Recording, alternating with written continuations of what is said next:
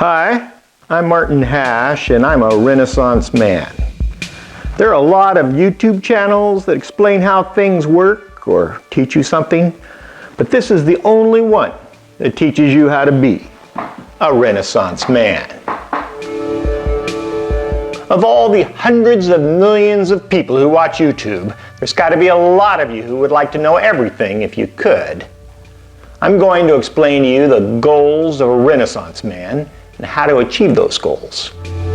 You probably already know the gist of it, to excel in multiple unrelated fields, but I've clarified exactly what that means and made it measurable.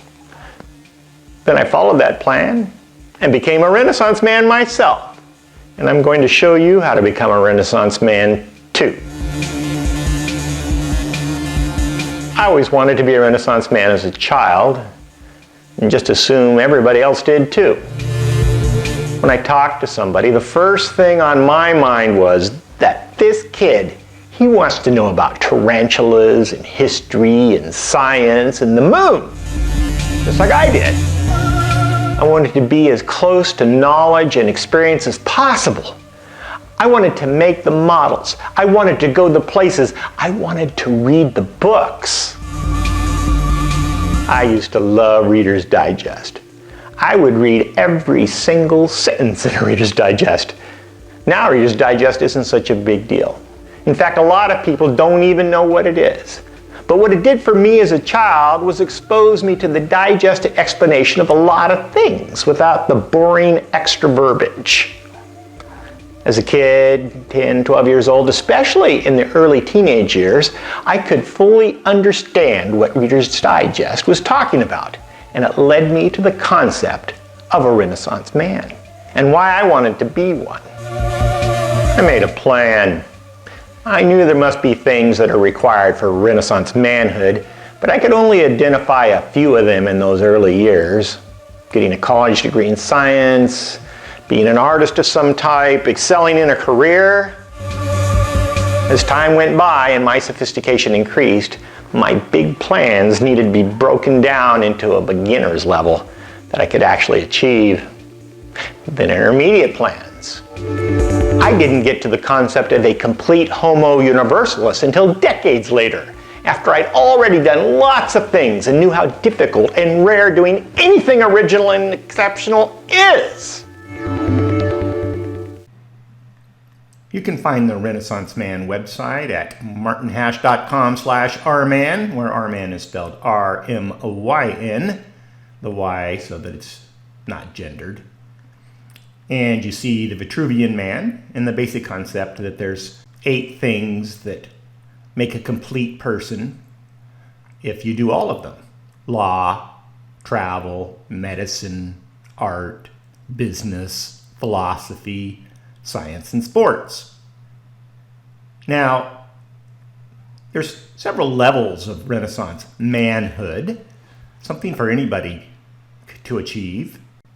There's Factotum, Humanist, Polymath, and Homo Universalis. It's divided into the 4 levels that are the most obvious. To get an idea of what each of the levels look like, let's go to past Renaissance men.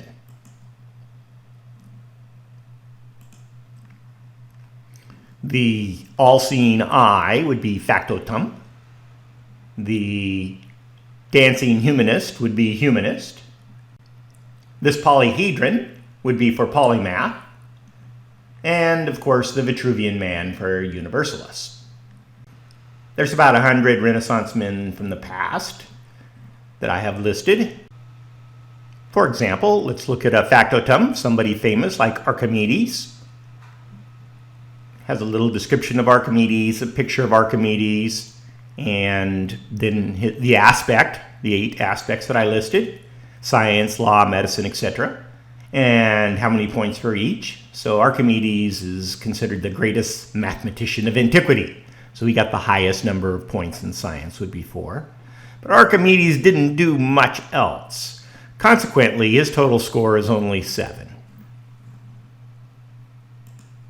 Let's look at someone who's a humanist. Well, let's see. Who in here is pretty famous? How about David Hume?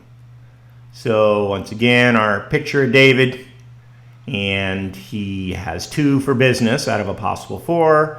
Philosophy, art, he was never married. So he's a humanist because his points are in the humanist aspects. Let's look at the polymaths. Let's find someone on here. Here's Buckminster Fuller. Buckminster Fuller had patents and honorary degrees, so his science would be the highest, it would be 4. In business, he was an architect.